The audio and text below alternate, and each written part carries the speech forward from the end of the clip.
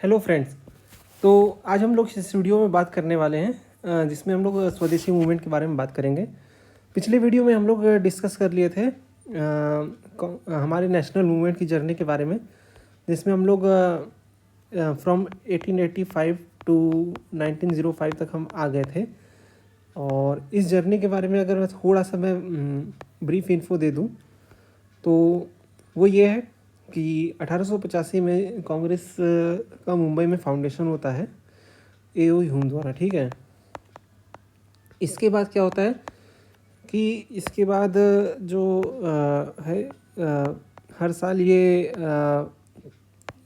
कांग्रेस का ही सेशन एक परंपरा हो जाती है हर साल के आखिर में। तो जो first session of Indian national Congress है ये काफ़ी इम्पोर्टेंट है। ये पहले प्रपोज था पुणे में, लेकिन बाद में यहाँ पे फ्लैग फैल जाता है, तो इस वजह से इसको कैंसिल करके मुंबई में इसे कर दिया जाता है। ठीक है, तो मुंबई में जो होता है फर्स्ट कांग्रेस सेशन, यहाँ पे पूरे देश से 72 डेलीगेट्स आते हैं। ऐसा ये सारी चीज़ें मैंने आपको बता दी, मैंने आपको बस क्विक रिकैप के लिए आपको बताया ये सारी चीज़। ठीक है, तो 72 डेलीगेट्स आते हैं, फिर कैसे सारी चीज़ें वहाँ से बढ़ती हैं और फिर एक तरीके के इकोनॉमिक नेशनलिज्म की बात उठती है मॉडरेट्स के द्वारा। उसके बाद राइट्स की इम्पोर्टेंस दी जाती है मॉडरेट लीडर्स द्वारा। ये कहा जाता है अंग्रेज़ों के सामने कि एक आप हम लोग को कम से कम इतनी राइट्स तो दे ही सकते हैं कि जिससे कि हम लोग का एक जिसे स्वराज का जो सपना रहता है वो पूरा हो सके। तो ये चीज़ें भी अंग्रेज़ों के सामने ये रखते हैं। तो कुल मिला के जो 1885 से 1905 का जो फेज़ रहता है, यहाँ पे जो मॉडरेट्स हैं ये दो ही चीज़ों पे फोकस करते हैं, और वो है आपका प्रेयर और पिटीशन। ठीक है, और इन दोनों के ज़रिए ही जो मॉडरेट लीडर्स होते हैं ये अपनी जो भी पॉलिटिकल मांग रखनी होती है वो रखते थे।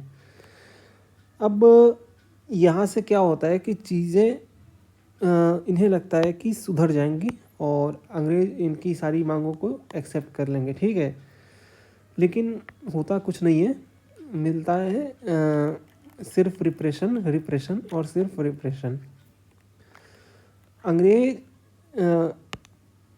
मतलब इनकी जो मांग रहती है कि लोगों को अधिकार दें, लोगों को ये सारी चीज़ें दें, वो सब नज़रअंदाज कर देते हैं और बदले में देते हैं इंडिया को डिवाइड एंड रूल की पॉलिटिक्स, जिसके तहत ये लोग जो है इंडिया में एक सोशल डिवाइड करने की कोशिश करते हैं और एक तरीके से अपनी जो पोजीशन है उसको कंसोलिडेट करते हैं, ताकि इंडिया की जो भी वेल्थ है और जो भी रिसोर्सेज हैं ये सब अपने देश में ले जाके अपने देश के लोगों का भला कर सकें और इंडिया का नुकसान कर दें सबसे ज़्यादा, जितना हो सकता है उतना ज़्यादा। ठीक, लेकिन चीज़ ऐसी होती है कि ये सारी चीज़ें बहुत देर तक छिपी नहीं रहती और फिर इनके द्वारा कुछ ऐसा किया जाता है जिसकी वजह से इंडिया में एक अवेयरनेस आता है। ठीक है, तो होता क्या है कि 1905 में बंगाल को डिवाइड कर दिया जाता है। ठीक है, उस समय का जो बंगाल रहता है, अगर मैं बात करूं तो उस समय का बंगाल एक बहुत बड़ा प्रोविंस रहता है और इसे दो हिस्सों में बांटा जाता है। ठीक है, जिसमें से एक रहता है वेस्ट बंगाल और दूसरा रहता है ईस्ट बंगाल।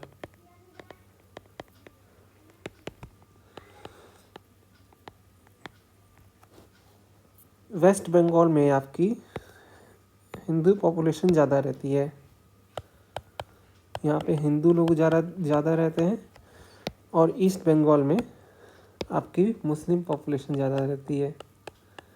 ठीक है, तो ये हमें सारी चीज़ें यहाँ पे देखने को मिलती हैं कि बंगाल जो है, बंगाल के अंदर ये लोग डिवीज़न का जो काम करते हैं वो दो हिस्सों में कर देते हैं, जहाँ पे वेस्ट बंगाल में हिंदू पॉपुलेशन और ईस्ट बंगाल में मुस्लिम पॉपुलेशन ज़्यादा रहती है। इससे क्या होता है कि जो हमारा जो नेशनल मूवमेंट रहता है इसको एक बहुत बड़ा धक्का लगता है, और सिर्फ धक्का ही नहीं लगता है बल्कि जो मॉडरेट्स की जो उम्मीद रहती है कि अंग्रेज़ हमारा भला करेंगे वो भी टूट जाती है। और इसी वजह से जो आपके यहाँ पे हमें देखने को मिलता है, मॉडरेट्स और एक्सट्रीमिस्ट जितने भी धड़े रहते हैं उस समय, वो सभी इस चीज़ का मुखर विरोध करते हैं। ठीक है, तो ये सारी चीज़ें, और फिर ये मुखर विरोध सामने आता है आपका स्वदेशी मूवमेंट के रूप में। तो अब हम लोग स्वदेशी मूवमेंट के बारे में थोड़ा पढ़ेंगे और इसके बाद हम लोग पढ़ेंगे यूपी कांग्रेस कमेटी का। तो शॉर्ट में अगर मैं स्वदेशी मूवमेंट के बारे में थोड़ा सा बताऊं, तो स्वदेशी का अर्थ होता है, स्वदेशी का मतलब होता है कि अपने देश में बना हुआ सामान। ठीक है, या इसे सेल्फ रिलायंस की बात यहाँ पे कही गई थी। होता क्या था उस समय का स्थिति ये थी कि जो हमारा कंट्री था उस समय, उसमें तो हम लोग अंग्रेज़ों के गुलाम थे। ठीक है, और अंग्रेज़ यहाँ पे अपना सामान बेचा करते थे। ठीक है, तो हम लोग अंग्रेज़ों पे हैविली डिपेंडेंट थे। तो इस वजह से यहाँ पे जो स्वदेशी मूवमेंट हुआ था, तो यहाँ पे बात की गई थी सेल्फ रिलायंस की। और सेल्फ रिलायंस में यहाँ पे सबसे पहली बात की गई थी कि boycott of British goods, boycott of British goods, न सिर्फ ब्रिटिश गुड्स का बल्कि ब्रिटिश इंस्टीट्यूशन का भी, ब्रिटिश इंस्टीट्यूशन का भी। ठीक है, तो यहाँ पे अब ये स्वदेशी मूवमेंट की ये बहुत ही बेसिक थीम्स भी रही है। इसी सिलसिले को आगे बढ़ाते हुए यहाँ पे कई सारे लोगों ने अपने जो नाइटहुड और सर की उपाधि थी,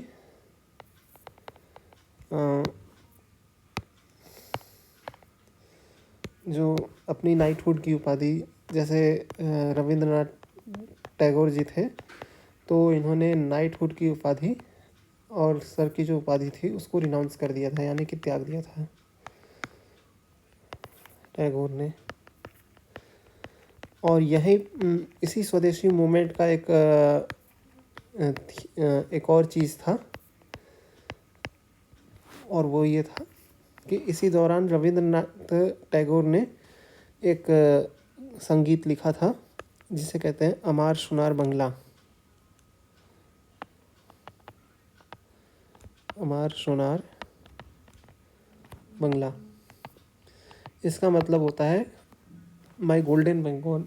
ठीक, और ये जो चीज़ थी, ये एक्चुअली में लोग गाया करते थे, और बाद में ये आज के समय ये बांग्लादेश का नेशनल एंथम बना हुआ है। ठीक है, खैर ये सारी चीज़ें थी, और ये सारी चीज़ें स्वदेशी मूवमेंट की हमें थीम देखने को मिलती है। लेकिन फिर बात वही आती है कि ब्रिटिश गवर्नमेंट जो रहती है आपकी, वो इस मूवमेंट को इतनी ज़्यादा दबा देती है। ठीक है, और दबाने के बाद ये क्या होता है कि सारी चीज़ें अब आपके मतलब हाथ से निकल जाती है, और अंग्रेज़ जो है क्योंकि दवा इसलिए भी देते हैं क्योंकि यहाँ पे कहीं ना कहीं थोड़ा बहुत हिंसा का इस्तेमाल होता है, तो इस वजह से सरकारी मशीनरी अपना काम करती है। तो यहाँ पे जो रहता है दबाने का काम, तो दबाने का काम अंग्रेज़ अच्छे से कर देते हैं। फिर इसके बाद हम लोग अगर बढ़ें तो कांग्रेस कमेटी के बारे में हम लोग थोड़ा सा और जान लेते हैं। जो हमारा कांग्रेस कमेटी जो चलता है, तो कांग्रेस कमेटी जो हमारा होता है यूपी कांग्रेस कमेटी, तो यहाँ पे पहले जो सेशन हुआ था, फर्स्ट सेशन ऑफ वो हुआ था सबसे पहले तो 1907 में जो सूरत सेशन हुआ था, 1907 का सूरत सेशन। ठीक है, यहाँ से 2 लोग आए थे यूपी से, जो इसमें कि पंडित मोतीलाल नेहरू और मदन मोहन मालवीय थे। ये पंडित मोतीलाल नेहरू की बात करें तो ये इलाहाबाद से थे, यानी प्रयागराज से, और मदन मोहन मालवीय आपके बनारस से थे। 1909 में जो आगरा में सत्र होता है, तो यहाँ पे यहाँ पे जो कांग्रेस की जो प्रेसिडेंसी थी मोतीलाल नेहरू को दी जाती है, ठीक है। और यहाँ से सारी चीज़ें मतलब अब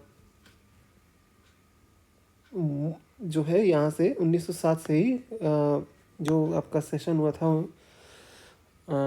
1907 वाला सूरत वाला, वहाँ पे आपके जो जितने भी एक्सट्रीमिस्ट लीडर थे उनको हटा दिया जाता है, ठीक है। और फिर इसके बाद एक्सट्रीमिस्ट लीडर के बाद जो है अब उनका वनवास चलता रहता है। तो 1914 में ये होता है कि प्रथम विश्व युद्ध शुरू हो जाता है। और जब प्रथम विश्व युद्ध हो जाता है शुरू, तो इसके बाद सारी चीज़ें बदलने लगती हैं। यहाँ पे क्या होता है कि मुस्लिम लीग भी इस दौरान अपने जो संगठन का ऑब्जेक्टिव है उसमें बहुत सारे बदलाव ला देती है। और ये जो बदलाव आते हैं वो मौलाना अबुल कलाम आज़ाद, मौलाना मोहम्मद अली और मौलाना शौकत अली के प्रयासों से होता है। फिर यहाँ पे ये बात भी कही जाती है कि इस बदलाव का सबसे बड़ा नतीजा ये रहता है कि यहाँ पे जो है स्वराज की बात को जो है वो स्वीकार कर लिया जाता है। और स्वराज जो है एक तरीके की हमारा प्राइम ऑब्जेक्टिव रहना चाहिए। तो इस चीज़ की भी यहाँ पे बात की गई है। इसी में यहाँ पे ये भी हो जाता है कि तिलक और एनी बेसेंट के प्रयासों से और जिन्ना के भी प्रयासों से एक मुस्लिम लीग और कांग्रेस का एक जॉइंट सेशन मुंबई में होता है 1915 में। और फिर इसमें बात की जाती है कि 1916 में जो लखनऊ का अधिवेशन होगा वहाँ पे कांग्रेस और मुस्लिम लीग एक ही टेबल पे साथ आते हैं, ठीक। और फिर इसके बाद जो है जब और ये यहाँ पे ये तय हो जाता है कि अब मुस्लिम लीग और कांग्रेस यानी ये दोनों जो मिल के अब भारत के राष्ट्रीय आंदोलन में जो हमारी आज़ादी की लड़ाई है इसमें हम लोग साथ रहेंगे और साथ भी देंगे। इसी में हमें देखने को मिलता है कि अंबिका चरण मजूमदार जो रहती हैं ये कांग्रेस के प्रेसिडेंट बनाए जाते हैं। और ये जो लखनऊ में सेशन होता है वो इसी का नतीजा रहता है। ये लखनऊ में होने वाले सेशन को कांग्रेस लीग बैक के नाम से भी संबोधित किया जाता है। और इस तरह से यहाँ पे एक ये जो 1916 का लखनऊ अधिवेशन है ये एक कांग्रेस के लिहाज से बहुत ही स्पेशल माना जाता है, ठीक है। और ये इसलिए भी स्पेशल माना जाता है कि 1907 के बाद से पहली बार अब तिलक कांग्रेस में फिर से पार्टिसिपेट कर रहे हैं, ठीक है। और उनकी पॉपुलैरिटी लखनऊ यूनिवर्सिटी में काफ़ी ज़्यादा फैल जाती है और जो छात्र लोग रहते हैं वो अपना समर्थन पूरा दिखाते हैं। तो ये था हमारा पूरा स्वदेशी मूवमेंट और यूपी कांग्रेस कमेटी के बारे में चीज़ें। अगला जो मेरा वीडियो रहेगा उसमें हम लोग गांधीयन फेज़ के बारे में बात करेंगे। और ये जो हमारा गांधीयन फेज़ शुरू होता है वो आपका 1917 से लेकर 1947 तक, यानी कि जब तक भारत आज़ाद नहीं हो जाता तब तक ये हमारा फेज़ शुरू हो जाता है। और यहीं से हम लोग अब अगले वीडियो की शुरुआत करेंगे, ठीक है। तो मिलते हैं आपसे नेक्स्ट वीडियो में। तब तक के लिए आप हमारे चैनल को प्यार दीजिए, वीडियो को लाइक करिए और चैनल को भी सब्सक्राइब करिए, ठीक है। अपना ध्यान रखिए। Thank you everyone.